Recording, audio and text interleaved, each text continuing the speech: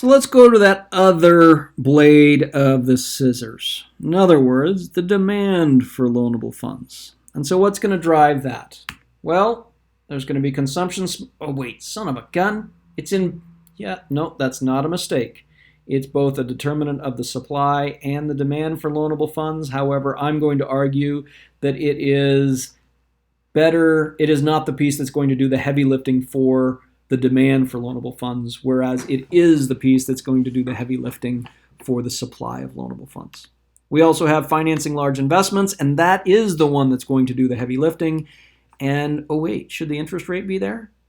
No. Interest rate does determine, it actually does belong there, because what are we talking about here? We're talking about the quantity of investment, not the demand for loanable funds here. So that, right? But if we're looking at it as a determinant, we really only have two determinants of the demand. Now, consumption smoothing here, this picture is an augmented version of what I previously showed you. The previous one was clearly a simplified version. This one is far more realistic. It shows low earnings when you are starting out, when you're in college, and many people, including myself, when I went to graduate school, I was living in Northern Virginia on $18,000 a year, which was not bad for graduate school, but it wasn't great.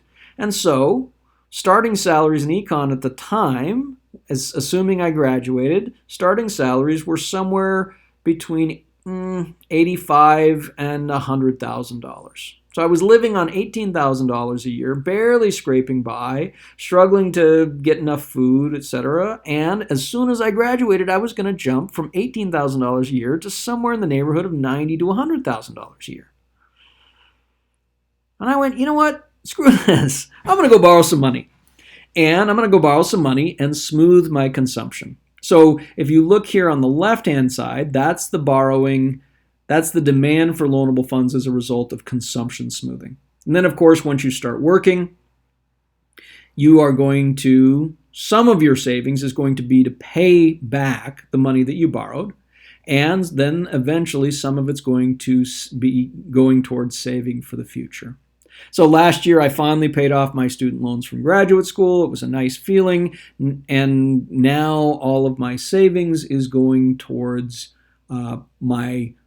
increasing my consumption in my later years. People also borrow money to buy a home, to buy a car early on, and so on and so forth.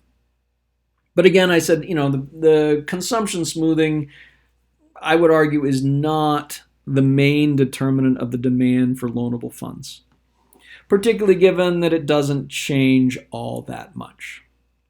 But we could have a much more augmented piece, but I largely would say file this away as something that you know is true, that maybe in some situations and when you're analyzing some questions, that this would come in and be a relevant consideration. But as a general rule, I would go with our very simplified constant income from basically start at the point where your earnings cross the blue line. The green line crosses the blue line for the first time. It's not to say it isn't important or relevant, but it is to say that I don't tend to use it all that much unless there's a specific reason to do so. Now, here's the second determinant, and it's financing large investments. Now, if we were in class, we could have a discussion as to what you think this picture is and why I've put this picture up here. But of course, we can't have that discussion right now, and so I'm going to have to just fill in the dots. But I'll give you 5 seconds to maybe write down what you think this picture is.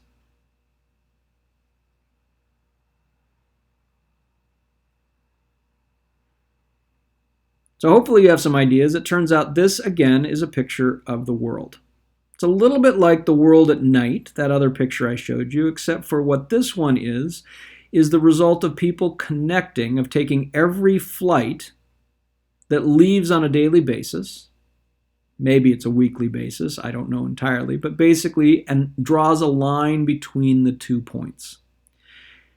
The result, of course, is that you see where air travel is the densest.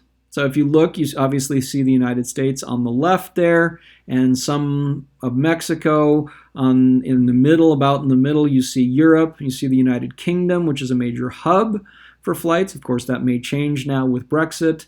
You can see Italy down there. Eventually, there's not a lot going on in Africa. Over on the left bottom, you see South America. That's basically, that bright spot is probably Rio de Janeiro in Brazil. I'm not entirely sure, but you can sort of, if you squint, see the outline. Over to the right, you can see the Indian subcontinent. That's fairly clear. All the way to the right, you have the bright spot that is Japan. To the west of that, in between India and Japan, obviously, is China. Australia is pretty dark. So that's what this is. And of course, you're sitting there saying, well, that's all nice and good, but why the heck do you have this up here? Maybe this will clue you in. Or maybe that's a little bit too abstract, and maybe this will clue you in. FedEx delivers around the world, it turns out now. I put DHL up here because DHL definitely delivers around the world. When I was in Togo, you'd see people with a yellow DHL cap with a package strapped to the back of a pedal bicycle going off into the bush to try and find the person to deliver the package to. DHL guarantees delivery all the way around the world. FedEx, on the other hand, is a pretty big player in this country. Now, let's think about what would happen if you came up with the idea of having FedEx or DHL, and you said, you know what, I'm going to start this delivery system. However, I don't have the capital to do it, so I'm going to start small. And I'm going to start by delivering packages between Billings and Bozeman. And maybe you could do that. Or maybe that wouldn't be feasible because most people, if they're going to want a package delivered, they're going to want it pretty much guaranteed to be delivered anywhere in the United States. So maybe if you're going to start FedEx, you have to start with the whole country. And that's going to just take a large enough investment that in order to do that, what you would in effect have to do is work for most of your life and save all of your pennies. And then maybe by the time you are 80, you would have enough that you could start FedEx.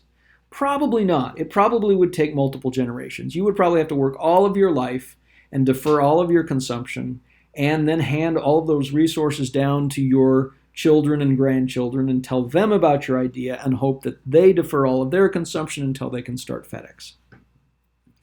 Again, that's probably not going to be feasible. So if you want to start something like FedEx or DHL, you're going to need a really, really large investment. If you want to start an oil refinery, you're going to need a large investment. And where are you going to get that investment? Well, you could try and get it from friends and loved ones, but they probably won't have enough either. What you can do is go to the capital markets. And so financing large investments, or the attractiveness of large investments, is going to be the piece that does the heavy lifting for our demand for loanable funds.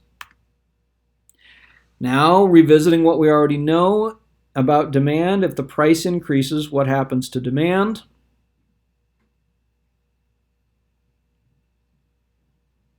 I'm hoping your answer was nothing.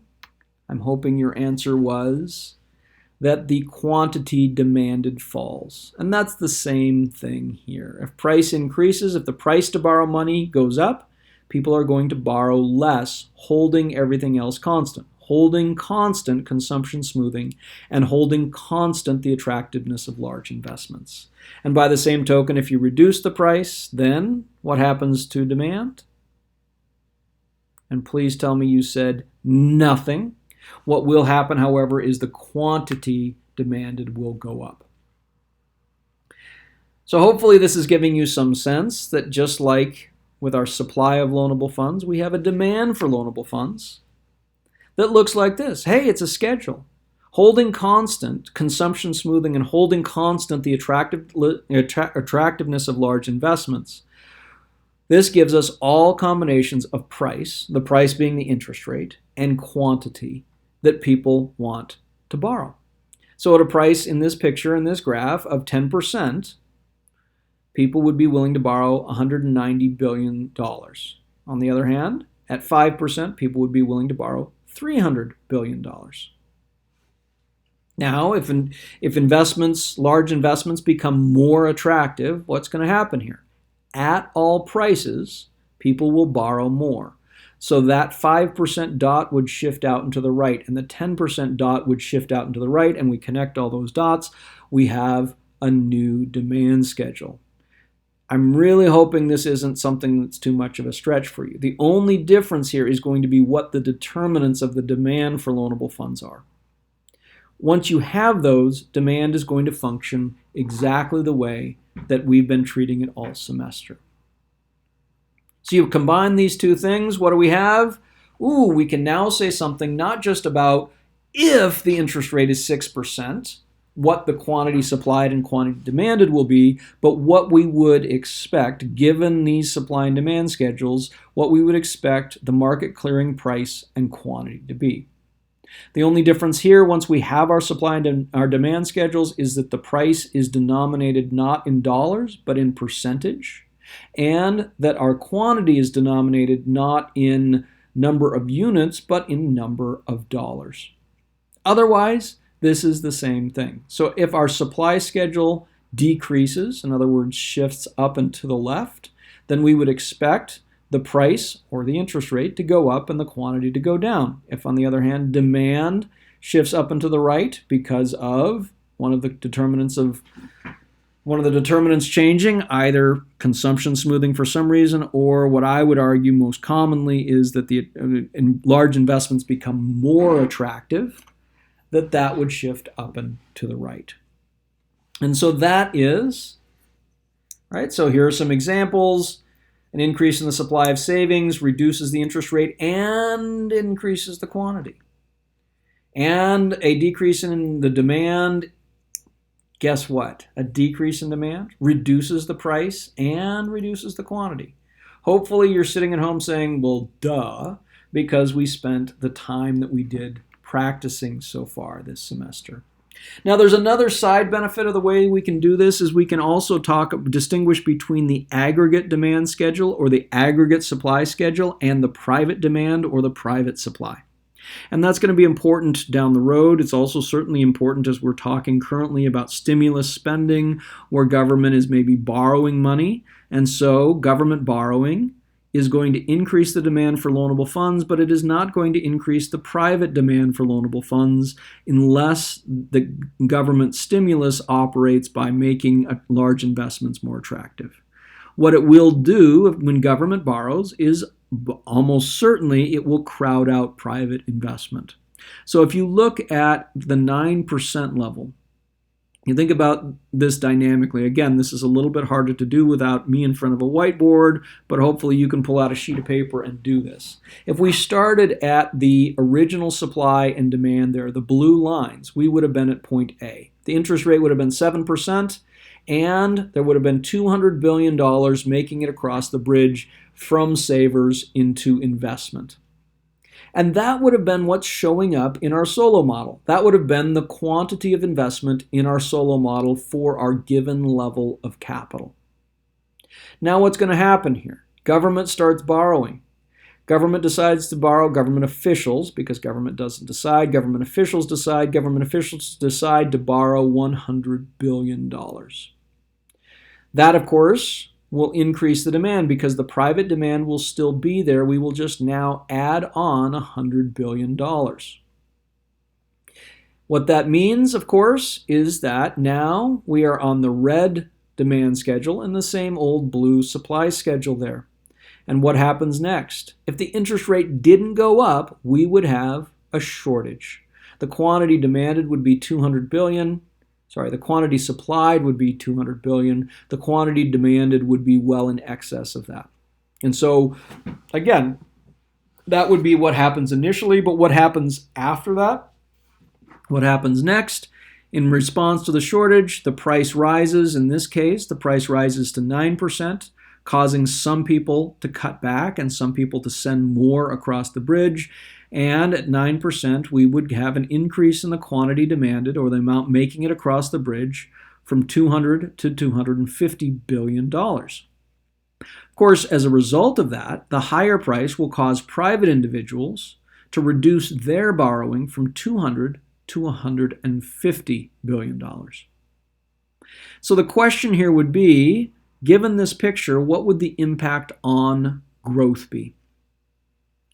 Why don't we have you do that for homework for next class? For Monday's class, answer that question for homework. Given that last picture, break out our solo model and any other tools you want to figure out what you would expect to happen to growth in this country as a result of that increase in government borrowing. And then on Monday, hopefully by Monday, I will have some videos also up on how we get these nice outcomes. But for now, I want you to focus in on understanding our supply and demand for loanable funds, playing with those supply and demand schedules just like you do normal supply and demand schedules, and making sure you understand the foundations and the pieces there. And then we will move on to talk about what happens behind the scenes so that we get these nice seamless adjustments in our market for loanable funds.